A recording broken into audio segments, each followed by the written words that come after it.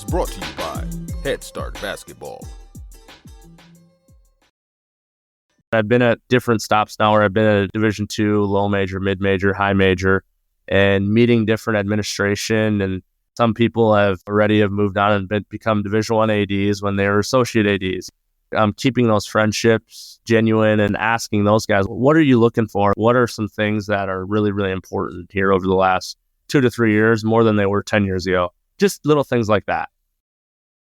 Tramel Barnes is a men's basketball assistant coach at South Dakota State University under head coach Eric Henderson. This is Barnes' second stint as an assistant with the Jackrabbits, having also served under Henderson from 2019 to 2021. Barnes spent 3 seasons from 2021 to 2024 at the University of Utah on the coaching staff led by Craig Smith. He served as the director of player personnel and assistant coach for the Utes. Barnes had previously worked with Smith during the 2018-19 season at Utah State, where he served as director of basketball operations and player development. The NABC recognized Barnes for his efforts and named him to the 2019 Under Armour 30 Under 30 team. Tramel began his coaching career at Southwest Minnesota State in 2013 after a 4-year collegiate career capped by 2 seasons with the Mustangs. He spent 6 seasons on the SMSU coaching staff. Hey, Hoopheads, this March only, you can buy one Dr. Dish CT Plus and get one for $2,000 during Dr. Dish Basketball's semi-annual sales event. You can also unlock exclusive discounts on the Dr. Dish Home and IC3 Shot Trainer. Shop now through March 31st to secure your industry-leading machines just in time for the off-season. Learn more at drdishbasketball.com and follow their incredible content at Dr. Dish B-Ball on Twitter, Instagram, Facebook, and YouTube. Mention the Hoopheads podcast and save an extra $300 on the Dr. Dish Rebel, All-Star, and CT models. Those are some great deals, Hoopheads. Get your Dr. Dish shooting machine today. Hi, this is Bob Quillman, host of the QCast, and you're listening to the Hoopheads podcast. Coaches, Game Changer is making your game film more valuable than ever. New this season to Game Changer, Film Room allows team staff to analyze full game videos, add comments to specific moments, and quickly share feedback with other coaches, team members, or families. The #1 youth sports app automatically skips downtime in the game film, condensing event video into active play so you can focus on the moments that matter. The best part? It's completely free for coaches. Download Game Changer now on iOS or Android and take your coaching to the next level with Film Room on Game Changer. Game Changer. Stream, score, connect.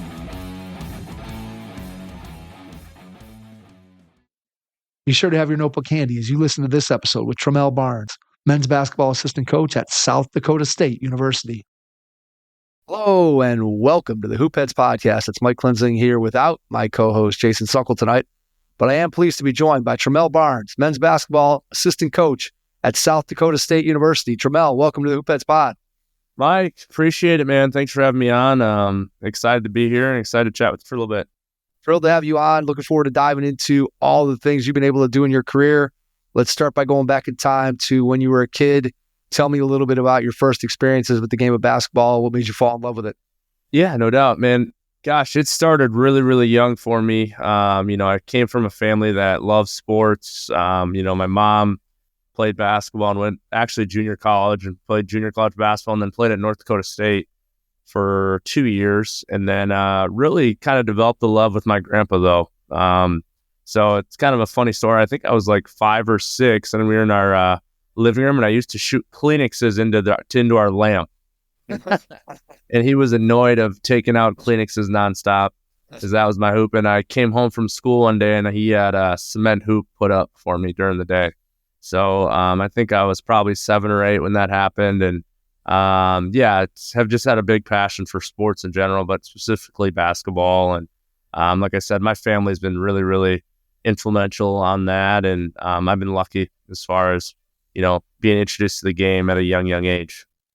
So as you grow up in the game and you start to take it a little bit more seriously as a player, what do you remember about how you went about improving your game and getting better? Obviously, as time goes on, you have the way that kids grow up in the game today, and so much of it is training. There's much less pickup basketball than there used to be. But just what was it like for you? How'd you go about improving as a middle school, high school player? Yeah, I actually kind of grew up in a small town in Minnesota, and everyone played every sport. So, you know what I mean? So whether it was football season, basketball season, golf, whatever it might be, we all played every sport. But I was lucky enough to have a community that really had a passion for athletics, and I got into kind of a friend group as well. And like I said, growing up really early in life, I was able to continue to develop that love for basketball. And, we were on traveling teams, and from starting in third grade, I think I had kind of our Montevideo, Minnesota. That's where I kind of grew up. Had travel ball, and we, my group, it's kind of crazy. From third grade to my senior year, we had 14 players starting in third grade. And my senior year of high school, we had 12 of the same guys. That's awesome. So kind of unique. We had 12 seniors on my high school team, and we grew up playing most of us from third grade on the way up. So really, really fortunate. That's kind of a unique thing, I guess, having that many seniors on a team and a group that played together from third to 12th grade. And we had a lot of success, and I think that was part of it, just because we had played together for so long. Yeah, I mean, that's amazing. That almost never happens. Well, it almost never happens, period. But it certainly almost never happens now with the way that kids move around to schools and different things. And just to be able to have that group that is your core, that know, hey, these are the guys that I'm going to play with. I always say that, like, I was in maybe fifth grade, I think, and this was before the heyday of travel basketball, and just was playing in like the rec league for the city. And they took all the players from the rec league at the city, and we went and played in this tournament in another town. And I still have that team photo. And not everyone in that photo turned out to be a high school basketball player, but almost all of the kids on that team ended up being, if not basketball players on the team, they ended up being like the football players or the baseball players. And so it's interesting to go back and look at those pictures and just see. I always tell people, I felt like I kind of knew who the people were going to be that I was going to play with. And today, it's just not like that. And for you, it's even like you doubled down on my experience to have those kids all be connected all through time. Are you still friends and in touch with a lot of those guys? I am. It's funny you say that, because last night, my alma mater, Montevideo, they made it to the state tournament in Minnesota. So I got to watch them play the first round game, and I ran into a bunch of guys, probably 6 to 7 of those guys that are either living in the Twin Cities or living close to it. So it was kind of a cool experience, and kind of surreal, I guess, just to kind of relive, kind of seeing those guys in our hometown. Because they've only made state like 3 times in the history of the school. So it's kind of cool to see that happen again. Is there a coach, whether it was your high school coach or maybe somebody who coached you when you were younger, that you feel really had an influence on you, that is maybe still somebody that you carry with you as a coach today? Yeah, man, my high school coach was the first one that really introduced me to like really have a real love for the game. It's funny, actually, he called me today. Like I talk to him pretty frequently. But it's one of those things where, I grew up kind of with my grandma, and my grandpa had passed away pretty early. So I was always like, kind of grew up in like, I was like the ball boy and the bat boy, just for like male role model stuff. And for some reason, Coach Roloff and I just had a real connection, whether I was I was like in third grade when I started doing the bat boy and ball boy stuff, or second grade. And he ended up being my coach, and we're super close to this day still. And he's like a father to me, you know what I mean? So it's one of those things. When I got into coaching, I didn't know I wanted to get into coaching right away, and probably until like my junior year of college or so. But I wanted to be like him, if that makes sense, and just impact people and have a passion for hoops. And he's just a great guy too, you know what I mean? A heck of a guy. So I was really, really fortunate that way. There's some part of his personality or the way that his teams played that influences you? You know what? I would say he was hard on us, and it was one of those things that took a little bit of time to get used to. But as like from my freshman year to my senior year, we kind of softened him up a little bit. It helps winning a lot of games. You didn't have to yell as much. But it's one of those things where I've been super fortunate. Obviously, Coach Roloff is a huge mentor to me. I've been fortunate enough to have so many good coaches around, and whether it was Coach Meyer at Northern State, Biggs, who I played for in Southwest Minnesota State, multiple guys I've worked for now in the profession. I mean, I've been really, really lucky to have good people around me, and then also just like consider them like really, really close friends. You know what I mean? And it's not always like this in that business where you're working for someone you know what I mean? Like, so Yeah, absolutely. I've been super, super fortunate with that. Yeah, it's nice to be able to have people in your past, right, that you can reach out to when you come into a situation where maybe you just want to bounce some ideas or some thoughts off of somebody. And it's great to be able to pick up the phone and somebody that you know pretty well that you can trust and say, hey, here's what I'm looking at. What do you think I should do? Or what do you think of this is the decision that I'm considering? I would think that that's a tremendous resource for you. And not, like you said, not everybody has that. Yeah, for sure. All right. Tell me a little bit about your college decision. What made you make the decision that you did?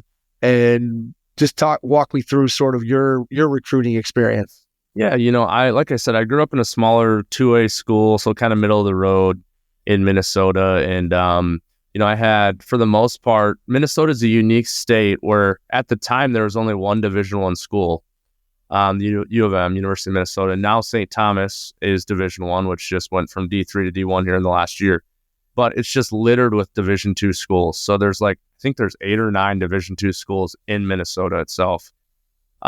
So my recruitment was just a lot of those Division IIs. And, I think kind of going through the process, I played AAU, and I'm kind of dating myself, I guess, but I'm 35 now, whatever. So I graduated in 2008. But it was very different from what it is now. Like there was 3 really good metro teams, and I was from outer metro, and then there was 2 outer metro teams. So it was, if you were playing AAU, it was really hard to get on a AAU team.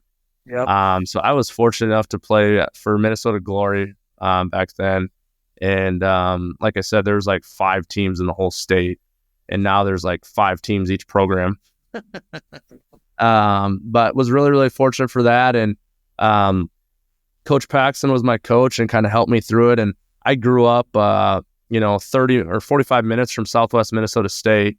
And Brad Bigler was an assistant at the time. And Greg Steeman was a head coach, and had some others, St. Cloud State and Northern. I ended up actually going to Northern State first. So Coach Don Meyer was there, and Randy Baruth, who's actually now the head coach at Saginaw Valley in Michigan, D2 school there. Recruited me, and at the end of the day, it was a really hard decision. It came down to Northern and Southwest was kind of home, which I really knew, and then Northern was just a couple hours away, but Coach Meyer was just so consistent. He was just really, really consistent and had a great way about him, and it almost got to the point where I couldn't say no.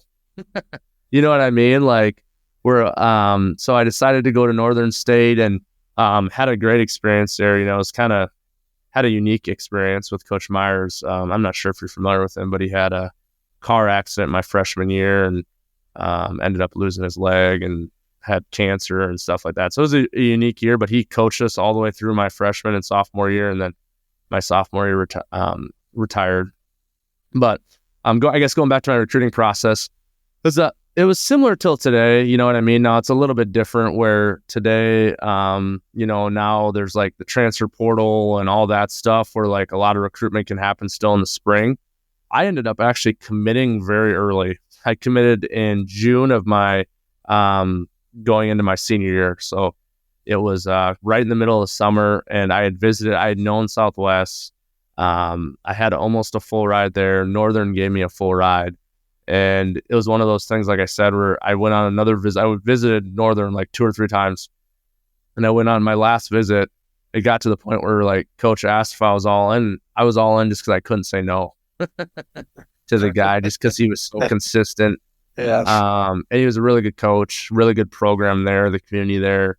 So that was kind of my recruiting process. And now being, in my 11th year of college coaching, it's every recruiting process is so different, you know what I mean? And there's no one or two that are the exact same. So, mine was a little bit different where I, had a couple options. And like I said, I was a fine player. Like, I was a good role player in college and had a great experience. But today now with money involved and all that stuff, it's just a whole nother beast. Yeah, it really is. It's amazing. I don't think any of us, if you go back, and I'm sure that you've thought about this, and I know I've thought about it, that my time as a player, and again, I'm much older than you, but going back to when I played, the idea of the amount of money that's being thrown around, again, at the highest levels we're talking about, the amount of money that's being thrown around there, and just the transfer portal, and just how different the NCAA is in terms of what they enforce, what they're looking to accomplish. It's completely different certainly from when I played, 35 years ago, and certainly much different from even when you played. I don't think anybody could have foreseen 5 years ago where we are now. It's kind of incredible. Yeah, it really is. And it's interesting, and it will be interesting how it continues to go. You know what I mean? If they, change some things to help clean some things up, or how it kind of looks. But it's just kind of the landscape of college basketball now. So you kind of got to adapt or die, really. So absolutely. I mean, I think that's the thing, that when you start talking about being a coach at the college level, right? You have the way that it used to be, and clearly there are a lot of coaches who are, whether you want to call it sentimental or whether you can call it partial to the way that it used to be. But the reality is, all you have to do is look at any court decision involving players and the NCAA, and you have a pretty good understanding that the way that it was 5 or 10 years ago is never coming back. Now, I think that what we have now is going to be tweaked and played with and tried to figure out how we can make it better.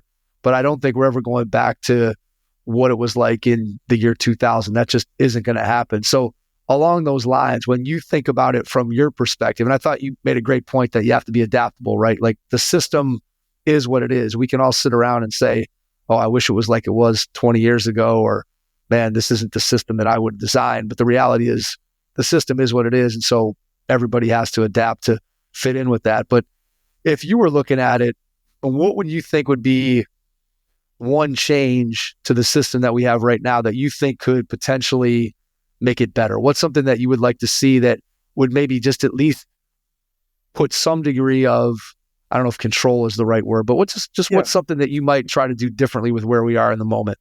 When I think about that, I think one thing I think that could really clean it up is and I think the transfer portal is great. And I think, because not every situation's perfect. Some situations change, coaches leave, things are different. Players, sign after maybe that you have signed. Kids are better than they thought. You know what I mean? Like, things change, so I think the transfer portal is really good. But I do think we need to regulate how many times you can transfer. I know we tried to do that with the one-time transfer rule, and it got, obviously there was some the court's decision to kind of take that away. But right now it's kind of just the wild, wild west, really. And being able to transfer nonstop whenever you want makes things that, to me, that's the root of it. You know what I mean? Like, if you could only transfer once, and I wish the one-time transfer rule would just stick. And I know the tough thing with that is there's a lot of gray area with that as well. Like I said, every situation's different. This coach left, my, family has some health issue, like whatever that may be. So I know there's some gray areas, but I do wish they could regulate that, because I transferred when I was at Northern State to Southwest. After Coach Meyer left, I got a little bit closer to home and I transferred, and I had to sit out a year. You know what I mean? That was how things worked. Like, if you transferred, you had to sit out. So I'm not saying to have to go back to that rule or whatnot, but I really do wish they could regulate something where it's like, if you transfer, you decide to leave and you do it more than once, there's different stipulations that they could follow and try to, and they tried to do that, obviously, and it didn't go through, it got changed. But I think that would solve a lot of issues.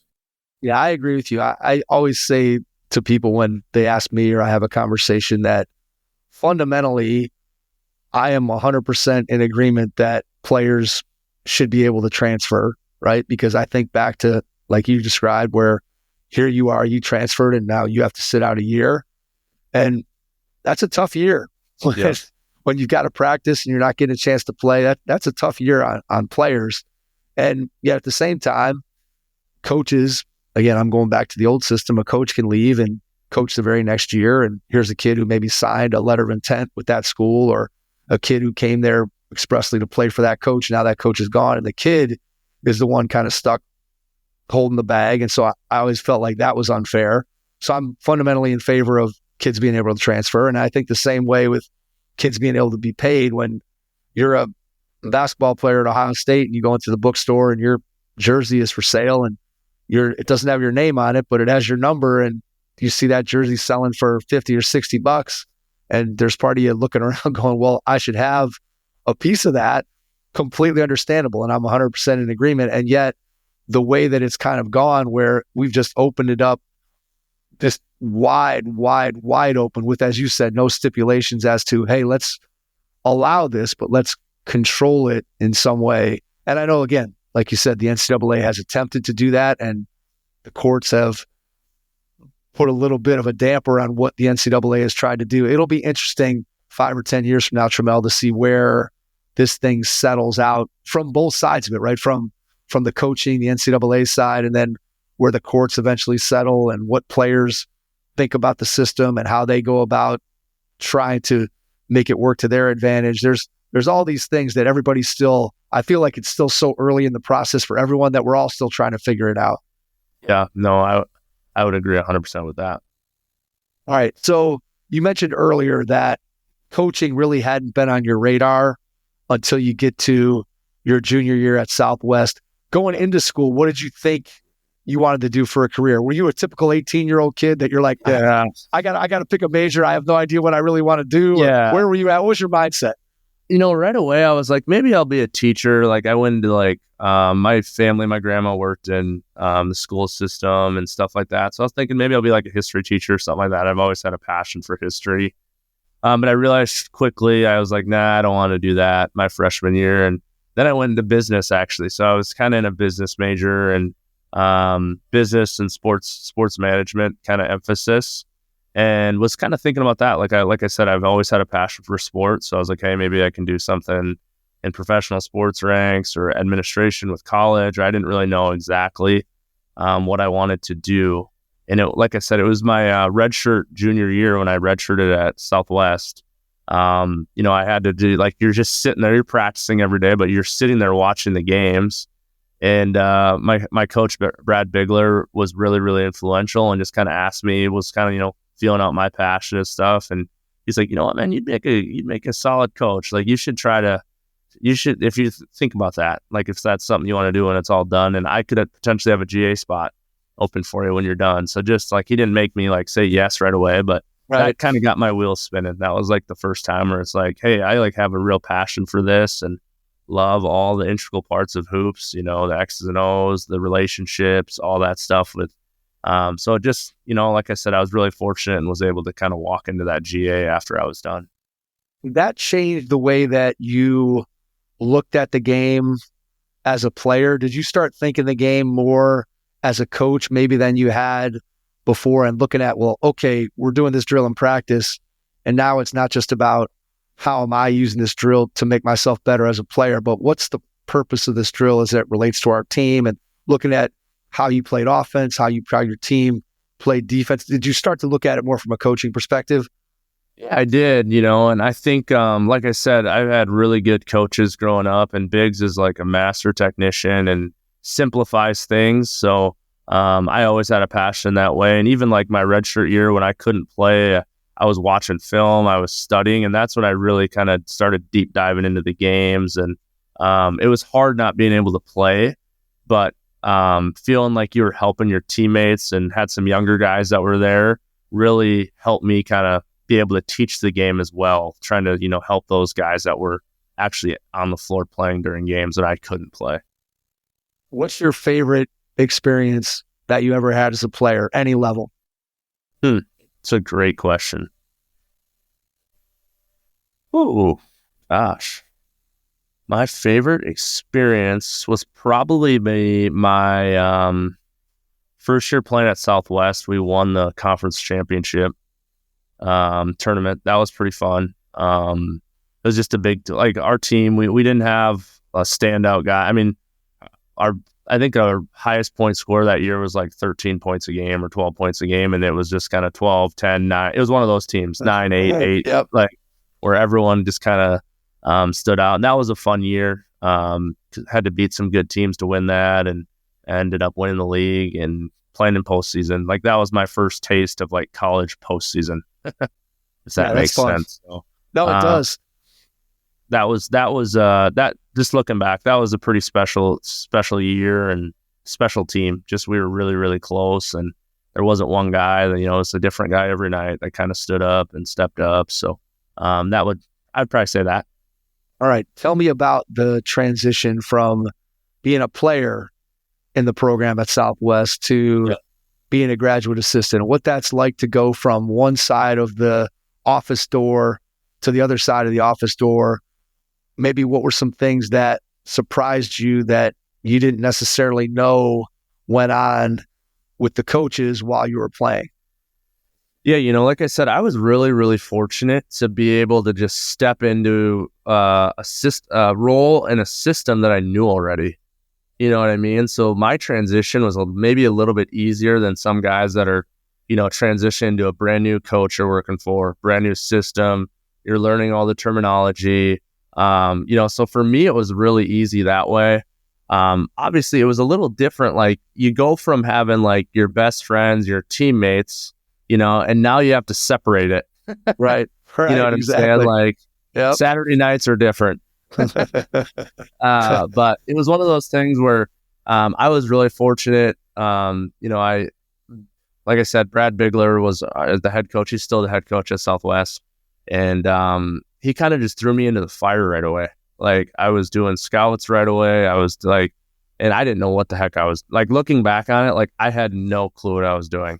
And credit to our Chad Welk was one of our other assistants. He kind of was helping me with, putting together a scout and all that stuff. And I had kind of seen how we did it. So like I said, the transition was easier for me as a player for 3 years there. Like I knew what it looked like, but really like breaking stuff down. Looking back at it, getting thrown into the fire was one of the best things that happened to me because I had to learn. And then I kind of taught myself, and then Biggs and Welk and some of those guys would guide me if I felt like I needed to be guided in a certain way, if that makes sense. Well, it does. Absolutely. I mean, I think part of it, right, is you get in there and you start looking around and you try to figure out, well, hey, I thought I maybe knew a lot, but maybe I don't know as much as I thought. Yeah. And so then you dive in, right? You're trying to figure it out yourself. And then it's nice to have people that are behind you or willing to support. So along those lines, when you think about that first year or two, what area do you feel like you had the largest leap in terms of growth as a coach? Like you probably came in with some ideas of, hey, I hear a lot of guys say I was pretty good with player development because I had just been a player and I knew what I needed to do to get better, and I was able to translate some of that knowledge. But what was something that you feel like I came in and maybe I was here and now all of a sudden, boom, as I worked for a year or two and I really start to put some time in, that you really grew in? What area? Yeah. As a player, and I kind of didn't answer your first question as well as I maybe should have. Like as a player, you don't really realize how much goes into like how much work your coach has put in. You know what Absolutely. I mean? So that was really eye-opening to me. Like, oh God, like this is taking forever. Like that edit took me like 6 hours. You know what I mean? Or whatever, 8 hours.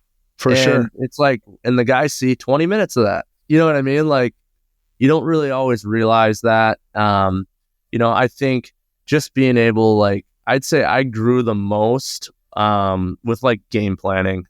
Like I agree with you, like the player development stuff. I was a player there. I knew our system. Now, I've learned. I continue to try to learn nonstop. You know what I mean? And I've learned a lot of different things. But I kind of knew how Biggs wanted the player development to look like because I had just came through that. But like I said, I was kind of thrown into the fire. So like game planning. Looking back at it now, it's almost laughable. Like not saying like it was like necessarily bad plans by any means, but like just like the routine. I didn't always have like a routine like I do now as I've been in coaching for a while. And like, it's a little more sporadic of like, oh, this, and like how I break things down, I really grew. And I got to give credit to like Chad Welk and Brad Bigler, a lot of credit to helping me kind of get me through that without like just telling me what to do, like letting me find my own way. But then if like maybe have you tried thinking about this way to do this? Oh yeah, that makes sense. And then, just kind of continuing to build and add those building blocks to the fundamentals of that.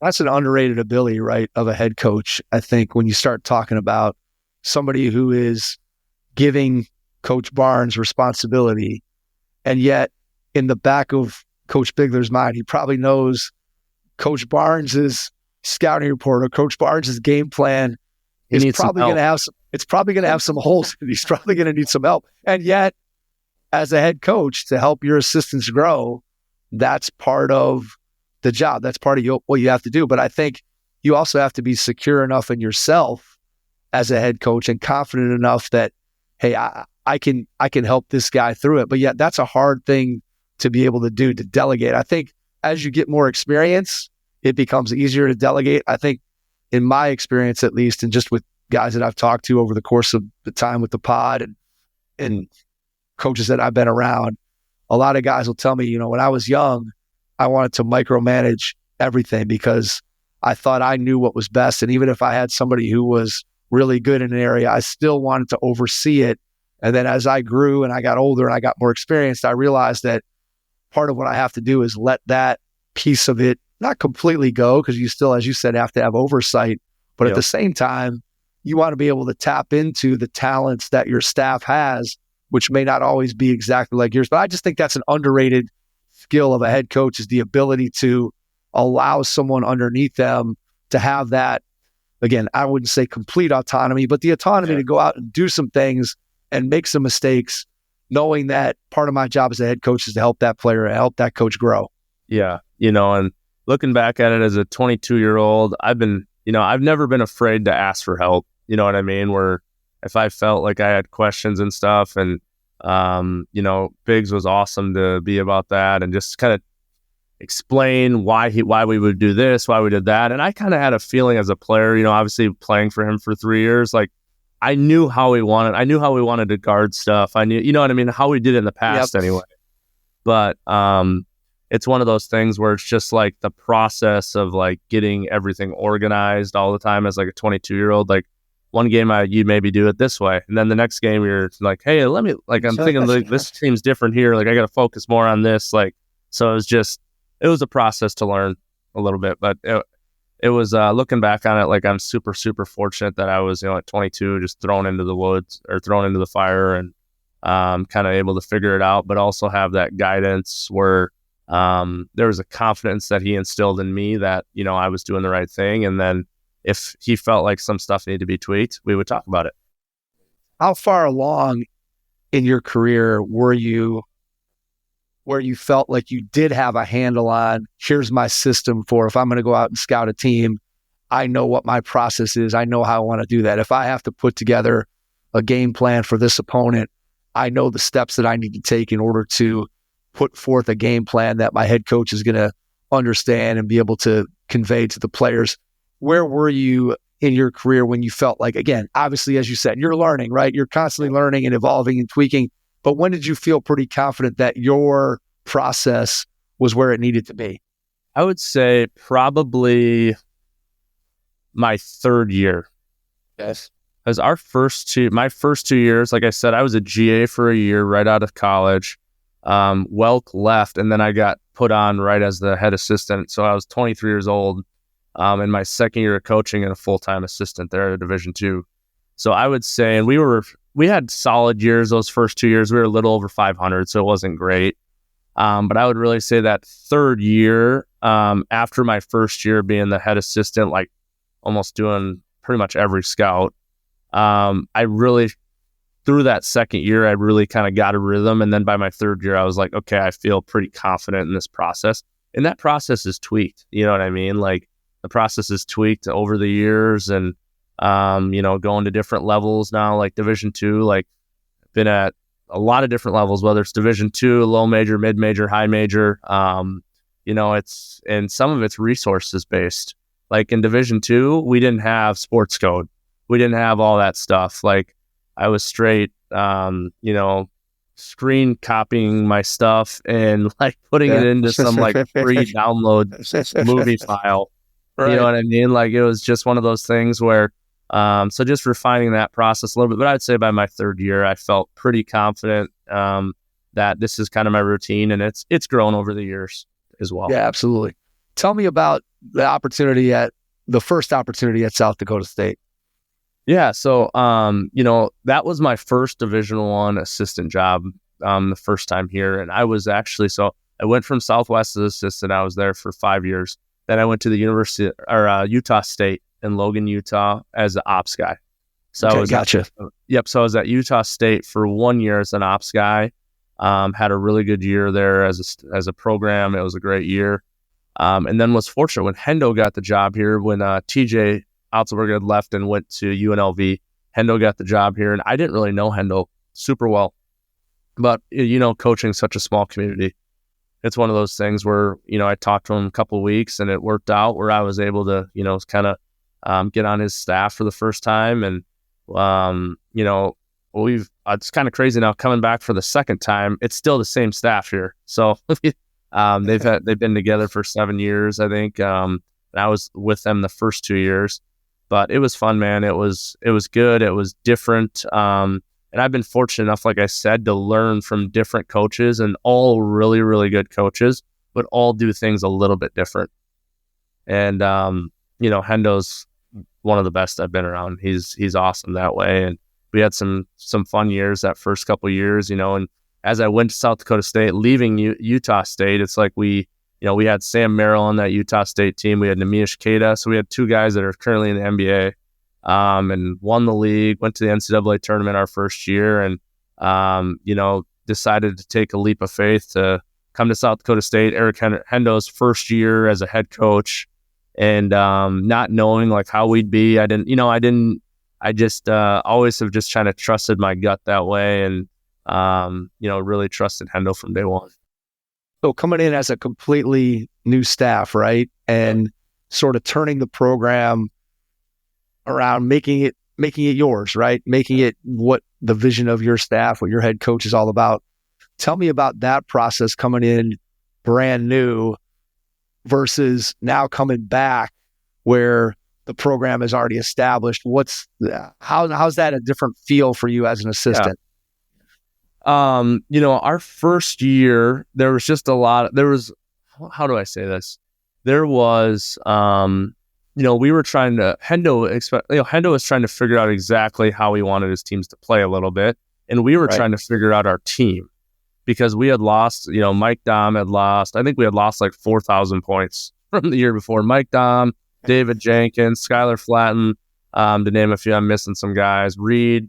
So we had a completely new team, and they had a lot of success with TJ and Scott Nagy before that even. So like our program has a rich tradition of success.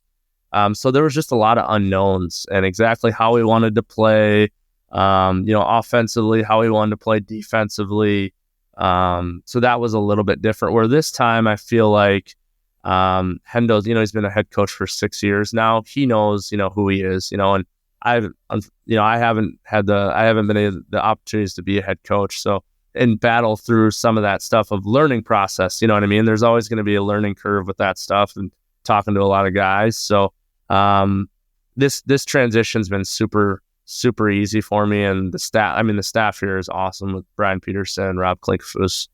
Klink's been here for 18 years at South Dakota State. So that would be the biggest thing. I think they've kind of just ironed out exactly who they are, their identity, where like that first year, we didn't know offensively exactly how we wanted to play, and we kind of morphed into a 3 out, 2 in, and not a ton of teams play that way.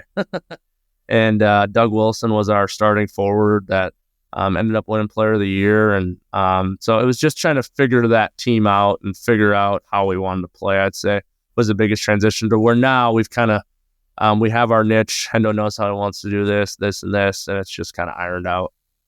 It's a recruiting process a lot easier too, right? When you know this is the way we want to play. This is the type of player we're looking for. Whereas that first year, right, you come in, you inherit a roster, and then you're trying to recruit guys, and you're still like, well, what style are we going to play? And then maybe even you might have a vision of this is the way we want to play, but then you look at your roster and you're like, well, maybe this roster can't play that way, so we got to tweak it. Whereas now, once you've had things established for as long as Coach Henderson has, now that gives you an opportunity to just sort of hit the ground running every year because you have all those pieces in place.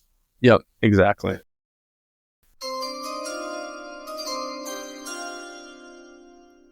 High school and middle school basketball program directors, listen closely. Coaches are expected to do far more than just coach. You know this. It doesn't matter if you're doing the coaching yourself or you have a full staff of coaches with you. You know very well that coaches handle scheduling, academic issues, parent communication, leadership development, and even mental health concerns for athletes. A lot to deal with. And when coaches are stretched too thin, it impacts the development of athletes, team morale, and the overall success of the program. There are several ways to prevent you or your coaches from feeling overwhelmed. However, I'll tell you one of our favorite ways to keep coaches firing on all cylinders, and that's athlete-driven accountability and organization. Instead of coaches constantly reminding players about assignments, grades, and practice schedules, the programs at Playmaker Planner put the responsibility back on the athletes. By tracking their own academics, goals, and commitments, student athletes become more self-sufficient, which of course allows the coach to focus on what they love doing most, coaching. Let's find out if the programs from Playmaker Planner can be a complement to what you're already doing. Visit playmakerplanner.com/stop-is-this-for-you to find out more.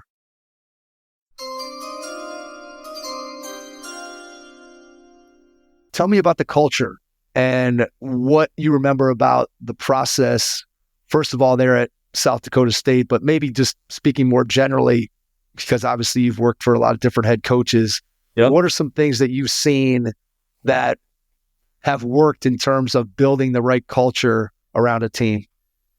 Yeah, like I said, I've worked for amazing people. I can't say one negative thing about any of the guys that I've worked for, whether, it's Biggs, Craig Smith, Hendo, and all those guys are amazing coaches, but more so amazing people.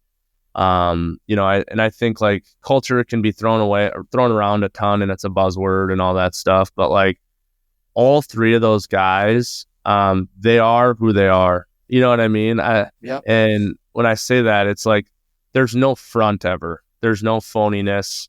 They're upfront. They're honest. And I think that's why they make them such great people. You know what I mean? They're not trying to be someone else. They're not trying to please people this way for that. They are who they are. And that's what makes all those guys, I think, amazing coaches and amazing people. And I've been fortunate enough to learn from those guys about that. And, whether it's, how honest, Hendo's one of the most honest people, the most genuine person you'll ever meet. You know what I mean? Well, how many Division I head coaches, when you get to a hotel and on the road, is the first one off the bus and he's pulling the bags from underneath the bus? You know what I mean? That's just the type of guy he is, though. And he's always been that guy. So I would say that, just they are who they are. And it's surrounding yourself with good people. I think that's one thing, Craig always talked about, he wants obviously good coaches, but good people, and you are who you surround yourself with. You know what I mean? And I think that's really, really big when it comes down to, the culture piece of it and the connectivity piece of your program. And it starts at the top and it's got to go all the way down to the bottom. Well, that speaks to, I think, something that when you look at, and I don't care whether it's a basketball program, but any organization, right? When you talk about the quality and caliber of people that you bring in, it makes it a lot easier to build a great culture, to have a great culture when you're not trying to spend all your time pounding that square peg into a round hole, right? You already have the round pegs that fit into that hole, and that makes it much, much easier then to be able to build a culture where everybody is pulling in the same direction, players, coaches. There's mutual respect all the way around. And as you said, when somebody's authentic, when somebody is genuine, when somebody is who they say they are, it makes it a lot easier for every single person in that program to be able to buy in, right? From a player that you're recruiting to a coach that's considering coming on the staff. And then just, I'm sure for you, when you're sitting in the coach's office and you're working with the staff, when you know that everybody in that room trusts one another implicitly, it just makes it, I'm sure, so much easier to be able to have a united front when you walk out of that coach's office. Everybody's on the same page, selling the same thing to players, to the community, to the school, to the administration, everything. It just feels like that. It all starts with, as you said, that authenticity and just bringing good people in. Yeah, no doubt. And, everywhere I've been, you have different slogans and stuff. And I think, here we have a big circle, and every single game Hendo talks about it. It's all sprinkled all over the thing, having 2 feet in, and like the words honesty come to mind. That's in our circle. Respect, selflessness, communication, compete. Those are just some of the things like we live by and we try to tell our guys, and it's bigger than basketball. You know what I mean? It's like, there's going to be times in life where like, you're going to have some difficult things happen. You know what I mean? There's going to be times in life you make a mistake, but like, you got to be honest. Like when you make a mistake, it's better to be honest up front right away than try to backpedal. Because at the end of the day, the truth is the truth, and the truth will be told. So it's one of those things that, everywhere I've been, we've had different slogans and different things like that. But it's one of those things like, you got to live it. Like it's one thing to have it on the wall, but if you're, not, talking the talk, walk the walk, that type of deal, none of it matters. You know what I mean? And that starts from the top to the bottom. Absolutely. I mean, that's a great point. And it's one that I often ask when coaches will talk about things with their culture, where they'll say, okay, this is the slogan, or these are our 4 pillars, or these are the things. And it's easy to write those down, right? To put them on a poster and stick them up on the wall. It's a little bit harder sometimes to be able to make those concrete so that everybody in the program understands what that means. So we could talk about, right, like you just did, honesty. Well, honesty means let's be honest right from the start so that we don't have to get to the truth a half hour later or 2 days later or whatever it is. And now we've wasted all this time and energy and resources trying to get to the truth. Whereas if we had just spoken honestly with each other right from the get-go, we're 9 steps ahead of where we would be if we were kind of trying to deflect the truth. And so I like the idea of taking those words and making them, especially for players, right? Because players can hear those things and coaches may understand them, but unless the coach can communicate to the players, well, what does that look like, right? So if one of your core pillars is communication, well, what does that look like? So if a player asks you, hey, what's good good communication look like, Coach Barnes? What do you tell them? What's something that is something that is important to you guys? And then how do you take that and make it real, make it into action that the players can actually take? Yeah, it's as simple as like, hey, you know what? Like we kind of have a rule, like we always want to be like 10 minutes early to everything. And it's communication. It's as simple as this, like, hey, you know what? Maybe it's to a professor, like, hey, I'm going to be gone. We're going on a road trip. We're playing at Alabama. I'm missing these next 2 days. But like having the communication early enough where it's not after the fact. Right. You know what I mean? Or the communication of, hey, coach, I'm not feeling good. I'm going to be there like right on time, or I might be late. But it's beforehand, not after the fact. You know what I mean? So like it's all before, and just working ahead and staying ahead that way. Like that's just a simple example, I guess, with communication that we like try to teach our guys. And also like just the way you talk to people, just stuff like that. Yep. I think a lot of those things, right, carry over, not just on the floor, but they carry over, as you said, off the floor, whether you're talking to a professor or you're talking to somebody eventually, if you're trying to get a job or you have a coworker or a boss or whatever it might be able to learn those skills as a part of being on a team is obviously invaluable. I think that's one of the biggest things that coaches do, right? When we talk about the impact and you think about, like we talked about off the top with the coaches that have influenced you over the course of time when you were playing, and how you still carry some of those things with you that have made you the success that you currently are. A lot of that goes back to, hey, what I learned when I learned more than just being able to play basketball and be a part of a team. I also learned some of these other life skills that can impact me for the remainder of my life. And I think that's a big part of having a successful program. Yeah. No, I agree. And It just makes you saying that, it makes me just think about like my freshman year of college, like when Coach Meyer has his accident. We practiced at 5:30 in the morning every day. Coach Meyer loses his leg, finds out he has cancer, right? And he was there on the first day of practice at 5 a.m. You know what I mean? And you like think like you have it bad. That's what exactly. You know what I mean? Like he can barely talk. Like right.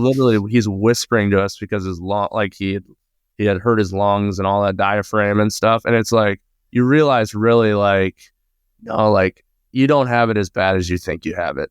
You know what I mean? And that's something very, simple to think about, but it's one of those things where you don't think about it until you can kind of see it sometimes. Talk to me a little bit about the recruiting process for you and what it looks like when you go out and look at players. Obviously, there's a requisite level of skill that a player needs to be able to have to play at the level that you're coaching at. But what are some things that you look for in a player, maybe intangibles or just things that you look for in players that Coach Henderson likes, players that you like? Yeah, I think one big thing for us, and we take a lot of pride in developing relationships with people, and we start that process pretty early, and we try to start that as early as like their sophomore, junior year of high school. So it's not like a speed dating, you know what I mean, where it's can continue to happen year after year that way. Really, really big on relationships that way and getting to know people and getting to know families and what makes them tick. And we found out like if we can do that over a 2 to 3 year period, then just like one summer before their senior year, it really, really helps us know who they are, but also they know who we are at the end of the day. So that's one thing I think that we would try to do. And obviously, like you said, you do have to have a certain level of skill, you know what I mean, to play at the Division I level and talent level that way. But it's one of those things where Coach Henderson's really, really big on just his gut feeling and ourselves of just like recruiting good people and like we evaluate parents just as much as players. That's one thing that we try to take a lot of pride in, because no matter if you're, your freshman year, if you're playing 20 minutes a game or you're playing 2 minutes a game, like there's going to be adversity at some point. So, we want parents to be able to be there for their child, obviously, and their sons, but we also don't want them necessarily just like coddling them at all, and being able to be real with them. Does that make sense? So that's one thing we take a lot of that we look into and really dive into, the parents. And not saying that I'm not trying to say that they can't coddle their son by any means, but just people that that are going to be there for their son, but also be able to give them some tough love too at times. And but I would say that's one thing that we really look at. Another thing I think that we try to evaluate is how they interact with their teammates, how they interact with their coaching staff, how they interact. And we do a lot of homework, whether it's, communicating with people at their schools, their coaches, siblings, different things that way, and how they treat people. Because at the end of the day, like how they treat their closest friends and their immediate families, a reflection on how they're going to be here a lot of times. You know what I mean? So that's important. Those are some things I guess that stick out the most, but it's one of those things where it happens over a 2 to 3 year period. We try to have it. Now it's not always like that, but then you also have, a time frame of just seeing it for a while and getting to truly, truly know the people, the person and parents and stuff like that, rather than just like recruiting them from June of their senior year to the fall of their, the beginning of their senior year. For you personally, a player that you're going to sign and bring into the program, typically, how many times do you like to see that player play in person? I don't know if there is a typical answer to that, because obviously every recruitment, as you said earlier, is different. But in an ideal world, how many times do you like to see a kid play in person? Because I'm sure you can pick things up in person that you don't necessarily always pick up on the tape.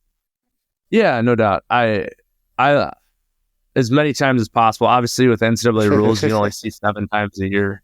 But, for sure, like 2 to 3 to 4 high school games throughout the year. And, it's a little bit different sometimes if they're out of region. Now, we don't recruit a ton of out of region guys. We're maybe an out of region person's 1 to 2 times in person during the high school year, where, if it's a local kid, it's 5 to 6 times that way. But, it's one thing that like we try to spread things out as well. Like we'll go to football games. Like if they're a multi-sport athlete, we'll go to their football game. We'll go to their weightlifting session and just see them in an open gym, and then they lift. You know what I mean? Just in different environments and seeing how they interact with teammates and different things that way, different coaches are things that we kind of look for and try to get to. So, if I had to put a number on it, local kids, 4 to 5 times probably. How do you utilize watching a kid in a high school game versus watching them in an AAU game? Are you using an AAU game, an AAU setting more to evaluate players who have come on your radar and are on your list and say, okay, this is a guy we're going to identify this guy in AAU that, hey, we want this player. And then once you've identified that you want the player, are you then using the high school games to make sure that the player understands and knows that you want to build that relationship and that you really want to become? I guess the bottom line for the question is, are you evaluating players very often in their high school game, or are those most often players that you've already identified that you want to recruit, if that question makes sense? Yeah, I think it's a variety, to be honest. Like I've mentioned a couple of times, it's never the same every time. We obviously are always looking to continue to add people to the list, whether they're local, a little out of region. AAU is a great way to see a lot of guys in confined areas. So that's kind of a good way to continue to evaluate guys and find more guys and making calls to AAU coaches and stuff like that, and kind of seeing your list that way. But then high school is a great way to evaluate guys too, because a lot of times guys play different. You know what I mean? Like in AAU, that's something you look at too. Like in AAU, there's 9 to 10 guys. They're all the best players on their high school team. There's alphas that, where they're an alpha on their AAU team, but maybe another guy's kind of taking a back seat to this guy. You know what I mean? But with his high school team, he's the alpha, and you don't get to see that side of him always in AAU. So we do like to watch high school stuff, just to be able to see, like, whether they're in AAU, it's like, oh, he's a good role player. He's, hustles, plays hard, whatever that may be. Well, then it's like, okay, you see a whole nother level to their leadership sometimes when they're just with their high school teams. Yeah, well, you can also, right? I think one of the things that's always interesting to me is when you think about players moving up a level, right, from high school to college, not every high school kid who's the star on their high school team is going to get to be a star at the college level, right? Most guys are going to come in and they're going to be role players. Maybe if you're lucky as a college program, you have 1 star. And if you're really good, maybe you get 2. But for the most part, there's still only 1 ball. And you've got guys that have to be able to fill a role. And so to be able to see, as you said, that player, okay, in his high school team, he's the star. We see what he does when he's ball dominant and does things and is sort of the straw that stirs the drink. But now all of a sudden he goes to an AAU program where maybe he's the 4th option. Well, he might end up being the 4th option in college. How does that player play? Does he still compete, right? Does he still play hard defensively? Is he hanging his head because he's not getting as many shots, or the ball doesn't find him when he's open every single time the way it might when he's in high school? I think, to me, when you start trying to project and evaluate where is this player going to be when they become part of our program, I think, as you said, seeing them in those different environments and in different roles is really valuable. And that also goes back to, you can even think about that from a 2-sport athlete or a multi-sport athlete perspective, right? The kid who's the star in basketball, maybe on the baseball team or the football team, he's just another guy who fills a role. What's he like in that environment? What does that coach, what does his football coach or his baseball coach think about him where he's not the best player? How does he react to that? And so I think, again, you're just looking for every bit of information that you can get to try to make the best evaluation on a kid that you can. Yeah. Recruiting, I mean, it's a science. I mean, at the end of the day, it's very unique with roster construction, right? Like sometimes you think like, hey, this kid's going to be really, really good. Like he's got a chance to be really good. And then you got other guys like when I was at Southwest, we recruited a kid named Ryan Brueggemann. He was on a $500 scholarship his freshman year. And like halfway through his redshirt year, we're like, he's our best player. Like he's literally our best player. He's redshirting. And he ended up being the all-time leading scorer, steals, assists, broke every record. But, like going into it, it's like, we'll take him. We'll take him. He's a tough kid. He plays hard. And then so it's hard to know exactly, but it's one of those things where you just rely and trust on kind of your key fundamental things of what you look for in guys. And, sometimes you get lucky with guys and some careers are not as fortunate for other guys. You know what I mean? So when you're constructing your roster, it's one of those things where you just really lean on kind of your principles and what you're looking for, and then just developing guys, and each guy's development takes a little bit of different time. It's an inexact science. Let's put it that way. Right, Tramel? Yeah. Yes. That's the perfect word. I'm stealing that. All right. For you and your career, as you think about the different stops that you've had along the way, and there may be a time where you're looking to be able to become a head coach and run your own program. As you are going through your career as an assistant coach, what are some things that you're doing behind the scenes to prepare yourself for an eventual opportunity that you may get to be a head coach? What's some advice you might give to somebody who's starting out as a young assistant? What should they be doing to sort of collect and gather their thoughts, their ideas, things that they're using from the coaching staffs that they've worked with? What's been your system for preparing, whether you think about just preparing for an interview, preparing for eventually having that chance? What are some things that you've done over the course of your career as an assistant that you feel are going to help prepare you to become a head coach? Yeah, that's a great question. One thing I did learn early on in my career from Coach Don Meyer was like taking notes. We would take notes nonstop. That was like a huge thing for him. And I've just like carried that on as far as I go. Like I have a folder of a bunch of things of like, I love different, podcasts. Like I listen to Slapping Glass all the time. Just like different things like that where I'm always consistently learning. And I have a Word document where I just start typing stuff that I like, and I have a folder and I throw it in there. You know what I mean? Now, you can't use everything from everybody, but, if you can steal 1 to 2 things, from there, from him, from here, from there, whether it's at the Final Four conventions, wherever that may be, your podcast tonight, you know what I mean? Like if you can steal a couple things and just like carry it, take notes and put it away so you have it, you can always go back and look at it. And that's something that I've done for a while now. Like I said, my goal is to become a head coach one day. And, whether that's a year from now, 5 years from now, 10 years from now, it's one of those things where you keep learning, you keep adapting, and you just keep growing at the end of the day. So I think that's one thing I've taken a lot of pride in. Like it's really hit me here over the last couple of years more now, where it's like really kind of narrowing in on like different things, like kind of like your head like a booklet and things like that, and like how you'd run your program. You know what I mean? Like I've said all show, I've been fortunate enough to like be around amazing people in my career around basketball, but like I can't steal everything that they use. I still have to do what I like. You know what I mean? Like what's true to me. Yeah, for sure. Absolutely. At the end of the day, and I share a lot of similarities to guys I've worked for.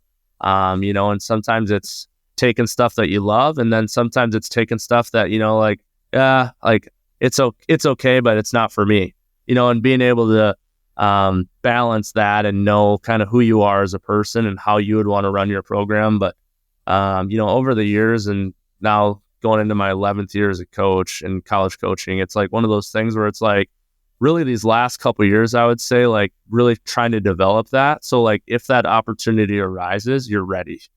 You know what I mean? And like having a plan and not just like being like, oh, how am I going to attack this? Instead of like just trying to be as ready as you can be. Like you're probably never For sure. always 100% ready when it comes to that. But now, I've been over these last 2 to 3 years just really trying to narrow in on that. Like, if those opportunities do arise, how do I want it to look?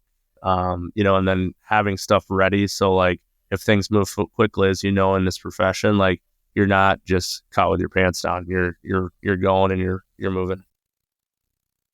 Have you thought through some answers to interview questions when you start thinking about what the interview process looked like? Have you worked through, whether mentally or actually on paper or on a computer file, typed out some answers to some interview questions that you probably get thrown at you as a head coach? Yeah, I think I've thought about it, and like there's just so much, like you think, like until you really sit down and look at it and you put something down on paper, it's just like staff construction, and then like scheme, community support, you know what I mean? Like professional development that way.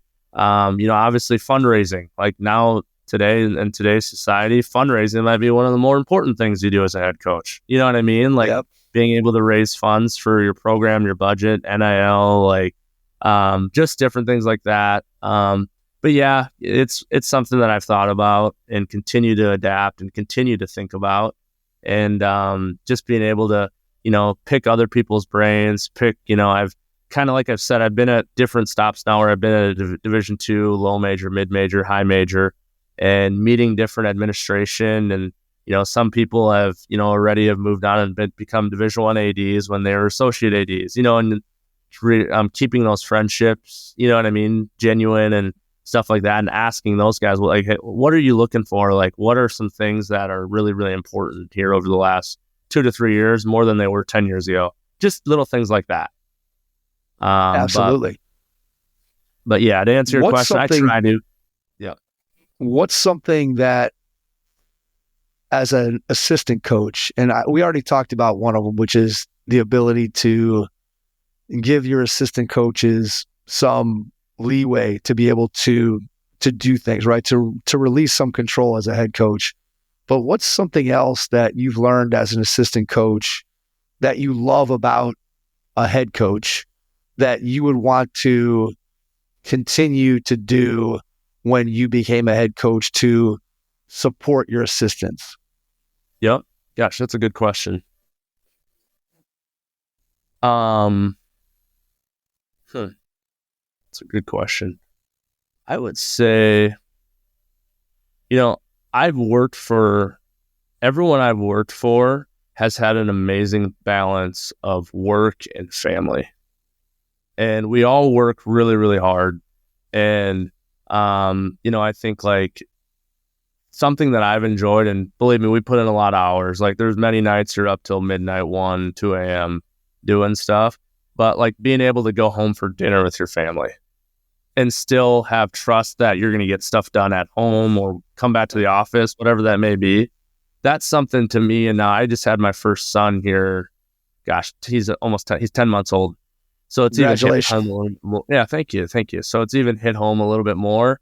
But everyone I've worked for has had a real balance of being able to, like, we're going to work really, really hard, but also like there's a bigger picture to this deal. Like we also are going to give time for family. You're not going to have to come, like, like it's us, SDSU, like we practice in the morning. So we're all here at 6 a.m. You know what I mean? And then, but we're not staying here till 8 p.m. You know what I mean? So it's just like where you're not seeing family throughout the whole day. So I think that's something that, if I'm fortunate enough to become a head coach, like I want to continue. And you got to be able to trust people that they know the work's getting done, but also having that balance. And I've been super, super fortunate to be around people that have had that, because I don't think it's like that always. But that's difficult, right? Yep. It's definitely difficult. And I think that as an assistant coach, you're not always in control of that schedule, right? The head coach ultimately sets the schedule. And so if you want to continue to remain employed, then you have to do what your head coach, what your boss asks you to do. And yet I completely understand the point that you just made, that when you have a head coach who understands the amount of work that it takes, but also understands the fact that there is a life outside of basketball that's important, and being able to strike that balance, I can see completely where that is a key, especially again as an assistant coach, where you are at the you are at the beck and call of your head coach. If they want you, if they need you for something, you have to answer the bell. So to know that there's somebody there that understands that, hey, I got a son at home. Hey, I've got a family at home that needs me just the same way that the basketball program needs me. And as you said, I'm sure it doesn't happen everywhere like that. And you and I both know that in the coaching profession, there's no limit to the amount of time that you can put in and the amount of things that you can do. And so you have to, I think one of the things that I've talked to coaches about, Tramel, is just the danger, especially with how easy it is on the technology side, right, to watch film compared to probably what it was even when you started. Yep. I mean, you could be watching film 24/7, and at a certain point, it probably gets to be overkill, but it's so available. It's not the old days of the old FedEx VHS tape drop-offs back when I was playing, when the graduate assistants were driving to the post office to mail and pick up videos. It's a little bit easier to watch tape now. No doubt. No doubt. All right. I want to ask you a final 2-part question. So part one, when you think about the next year or two, what do you see as being your biggest challenge? And then when you think about what you get to do each and every day, what brings you the most joy about your job? So the biggest challenge followed by the biggest joy. Gosh, you got great questions. You have great questions. I'm trying over here, man. Biggest challenge. Biggest challenge. I would say with the landscape of college basketball today, the biggest challenge is having a connectivity within your team. With people transferring in and out, you got guys leaving, you got guys coming. So it's not like it was before where it was like, hey, you know what, like you had your freshmen that were new, but you had your sophomores, juniors, and seniors to teach the young pups how to do it. So I think that's one thing, and we've been pretty fortunate here at South Dakota State. We've had guys transfer, we had guys, then it's been great. We've had really good teams, and usually when you have good teams, you have good players. So we've had guys been able to transfer up, but it's also a challenge of just like being able now to like have to bring in, okay, maybe we need to bring in a junior, that's transferred from somewhere else, but also like teaching them kind of how we ride the ship and how things are done here. I think over the last couple of years, that's probably been the biggest challenge that way. And then most excited for, I would say just continuing to grow and learn and, meet new people. It's crazy what you can do, whether it's basketball related, just traveling, whatever it may be. But it's one of those things where it's like you can learn so much from a stranger. You know what I mean? Whether it's you take one or two things here and there.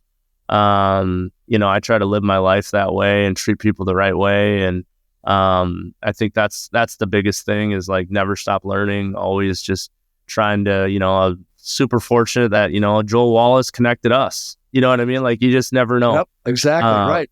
You just never know that. And that's something that I try to live my life by, and something that, keeps life exciting.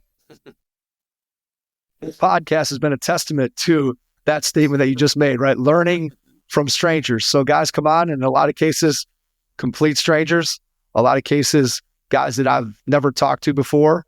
And I always say that there's not very many people in your life that you sit down and have an hour and 10 or hour and 15 minute conversation with. That is very, very rare in our personal lives. And so for me, I always feel like I walk away from every conversation that I have one, having learned something about the coaching profession or just about people and the psychology of coaching, but then also just being able to get to know an individual on a level that in any other venue, I rarely get to sit down and have. I mean, I barely can have a conversation with my wife with chasing my kids around to different things and going to this game and that game and doing podcasts till midnight and, twice a week and all the other things that we're doing. And so, I agree. The ability to be able to connect with people through basketball and to be able to learn from them and continually grow, man, I think that was really, really well said.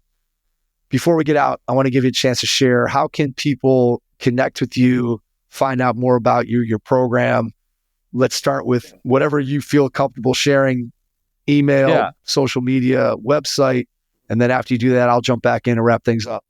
Yeah, I mean, I can be connected either my cell. I mean, I can, you want me to just like my cell's 320-226-3857. So 320-226-3857. Our website has our emails and stuff like that on there. So feel free to, if anyone wants to reach out, I'm always looking forward to meeting new people and maybe even trying to connect at the Final Four or whatever that may be, or just like you said, maybe you got 30 minutes, let's chat and just connect. You know what I mean?